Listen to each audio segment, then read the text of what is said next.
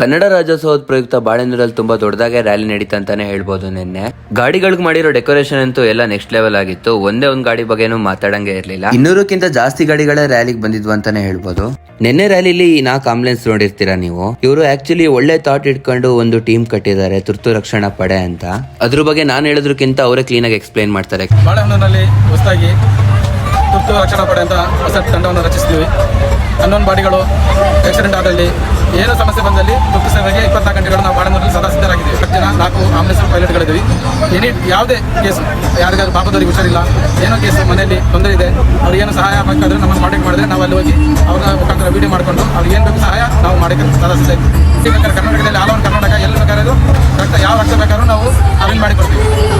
ನಿಜವಾಗ್ಲೂ ಇವರಿಗೆ ಗ್ರೇಟ್ ಅಂತಾನೆ ಹೇಳ್ಬೇಕು. ಒಂದ್ ಒಳ್ಳೆ ಟೀಮ್ ಇಟ್ಕೊಂಡು ಒಂದ್ ಒಳ್ಳೆ ಟೀಮ್ ಕಟ್ಟಿದ್ದಾರೆ, ಅದು ನಮ್ಮ ಬಾಳೆಹೊನ್ನೂರವರಾಗಿ. ನಿಜವಾಗ್ಲೂ ಇವ್ರಿಗೆ ಗ್ರೇಟ್ ಅಂತಾನೆ ಹೇಳ್ಬೇಕು. ಮತ್ತೆಲ್ಲರೂ ಇವ್ರಿಗೆ ಸಪೋರ್ಟ್ ಮಾಡಿ. ಹಾಗೆ ಯಾವುದೇ ಬ್ಲಡ್ ಇಂದಾಗ್ಲಿ ಏನೇ ಒಂದ್ ಪ್ರಾಬ್ಲಮ್ ಇದ್ರೂ ಇವರಿಗೆ ಕಾಂಟ್ಯಾಕ್ಟ್ ಮಾಡಬಹುದು ನೀವು. ಖುಷಿ ವಿಚಾರ ಏನಂದ್ರೆ ಬಾಳೆಹೊನ್ನೂರು ಬರ್ತಾ ಬರ್ತಾ ನೆಕ್ಸ್ಟ್ ಲೆವೆಲ್ಗೆ ಹೋಗ್ತಾ ಇದೆ. ಇಲ್ಲಿಗೆ ನನ್ನ ವಿಡಿಯೋ ಎಂಡ್ ಮಾಡ್ತೀನಿ ಗೈಸ್. ಬೈ ಬಾಯ್.